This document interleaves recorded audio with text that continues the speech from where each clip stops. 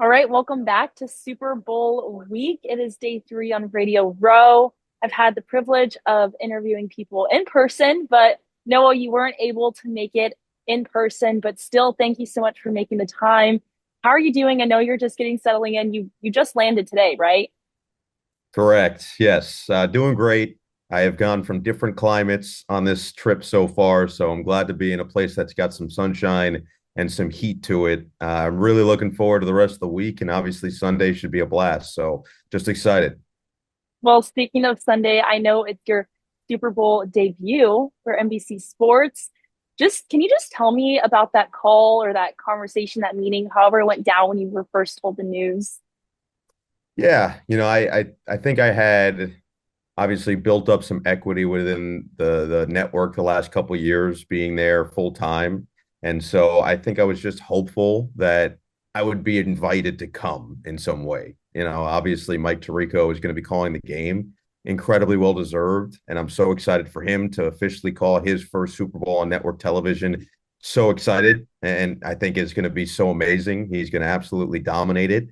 And so I just wanted to be around in some way. I got to be around doing the game on Nickelodeon 2 years ago, which was That's right. awesome and super cool and in a different way.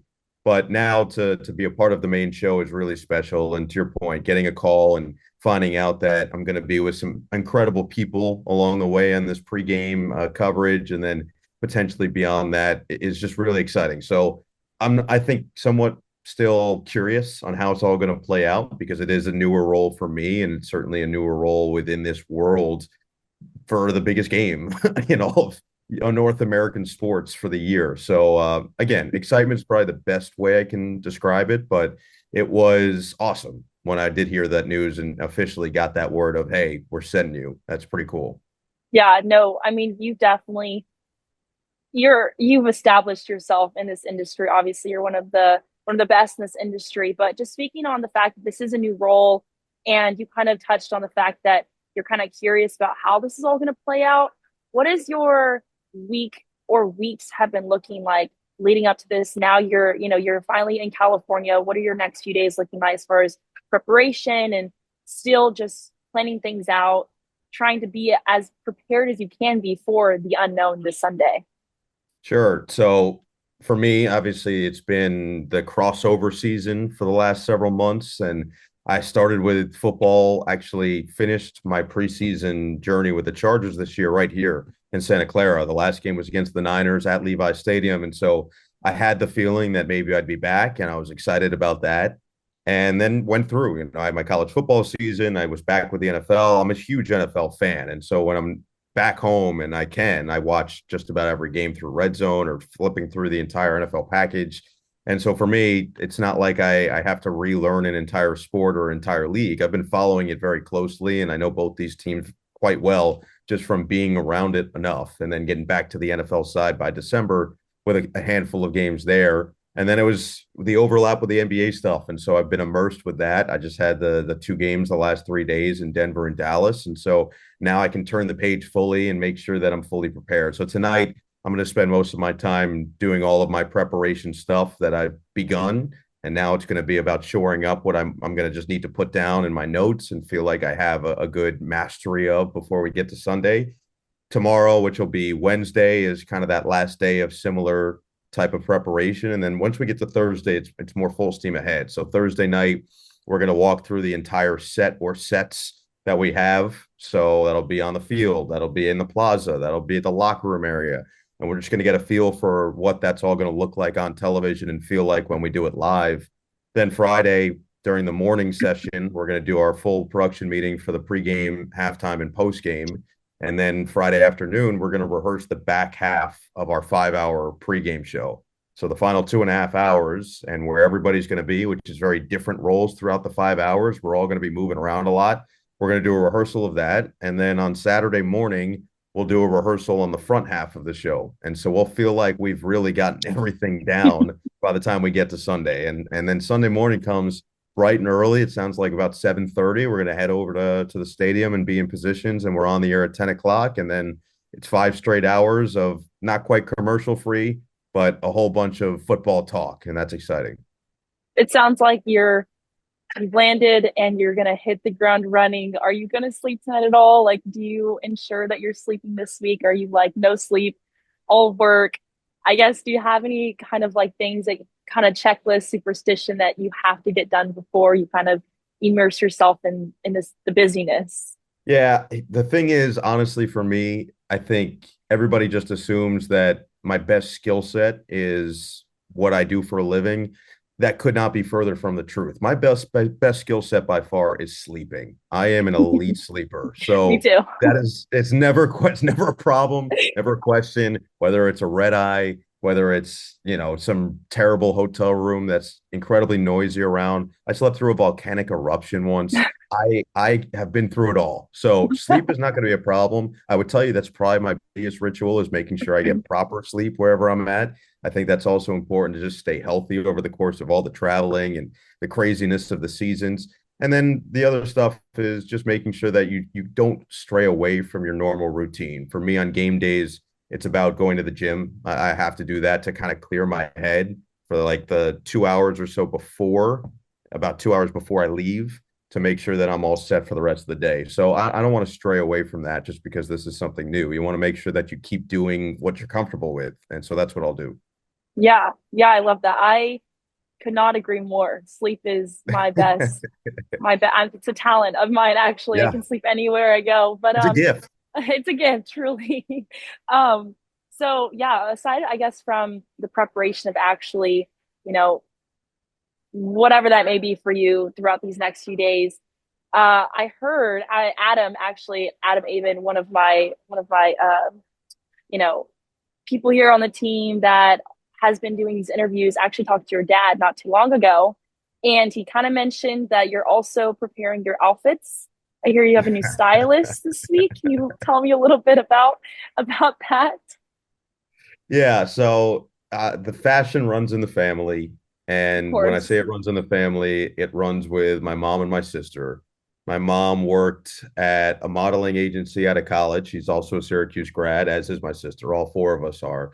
And she worked at a modeling agency, helping to dress a lot of the models for shoots and commercials and whatever they had over the course of their time there. It turned almost more into a production company by the end. And then eventually she worked at the NBA where she dressed both Ahmad Rashad and Willow Bay every day for Inside Stuff, the NBA show that was wildly popular in the 90s.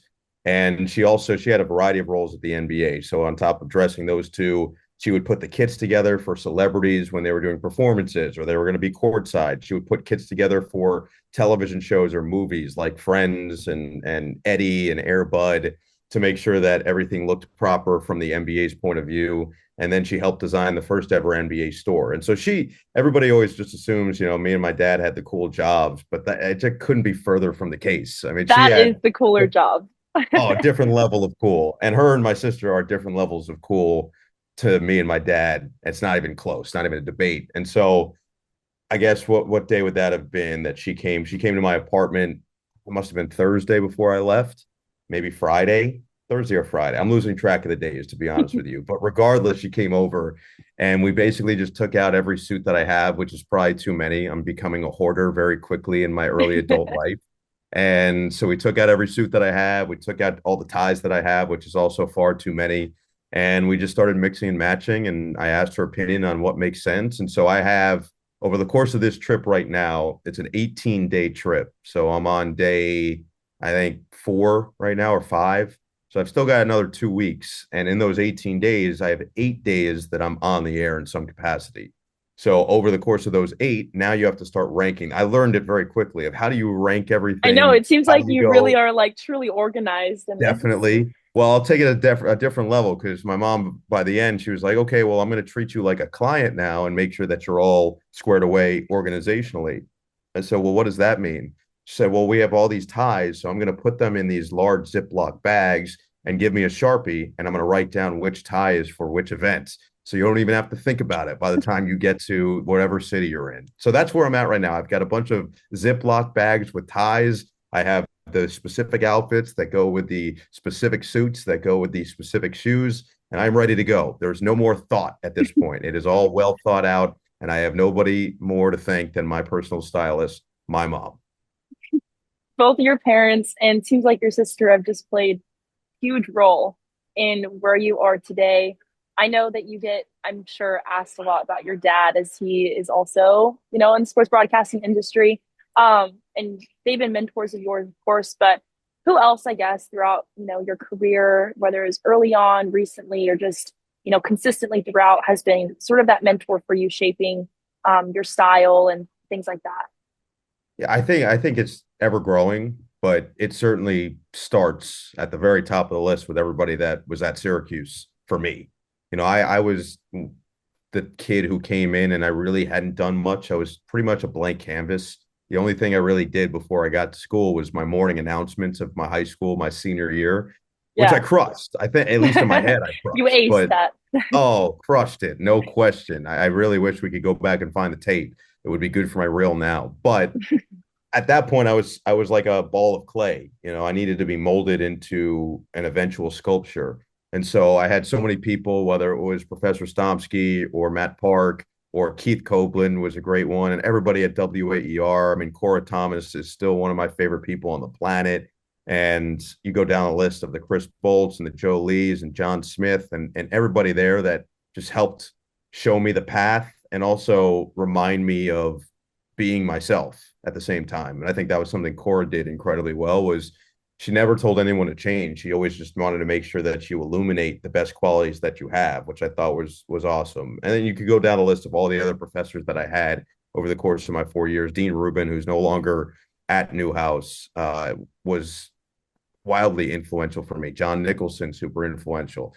And then obviously you mentioned my family. I mentioned Mike Tirico now being with him at NBC. That's been a huge deal and somebody I've known since I was a literal child. And the list goes on of all the Syracuse broadcasters, and even something as small as getting a text from Dave Pash, another Syracuse alum, who just texted me that he thought my call was really good for something like that. That goes a long way.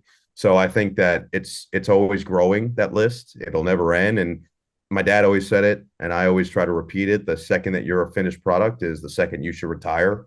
And so for me, it's how can I just take bits and pieces from all the people along the way? And that's what I'm trying to do.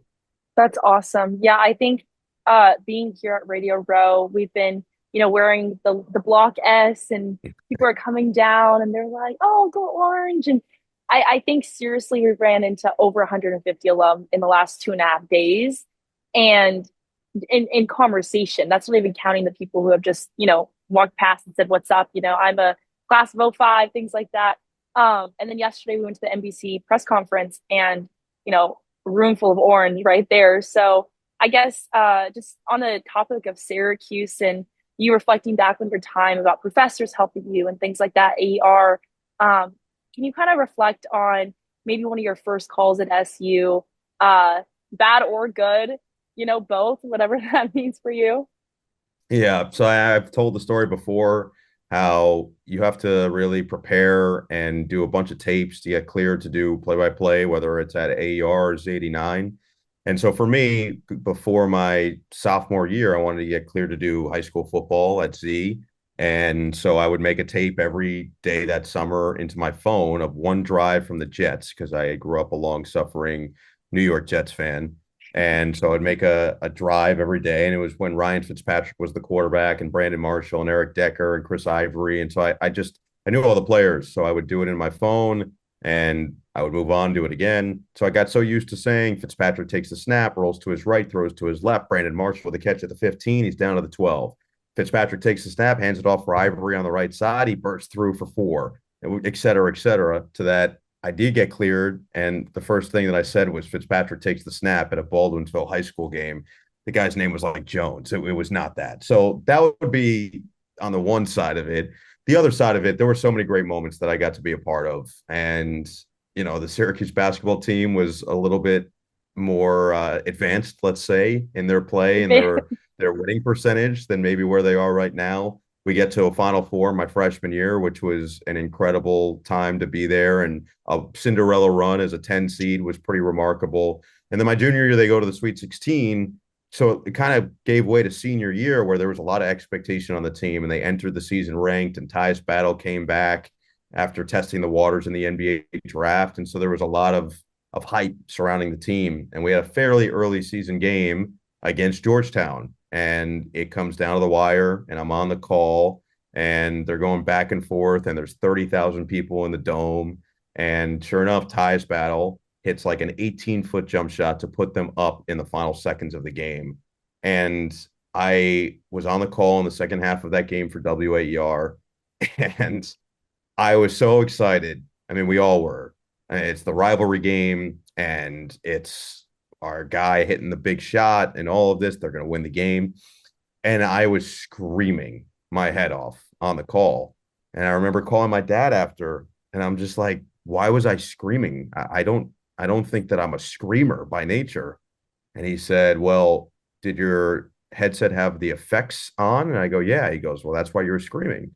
So what do you mean? He goes, because there's 30,000 people in that building. All you're hearing in your ears is everyone going crazy in the building. So now you're trying to battle everyone going crazy. He said, turn it off for the rest of your career. I guarantee you it'll be for the best.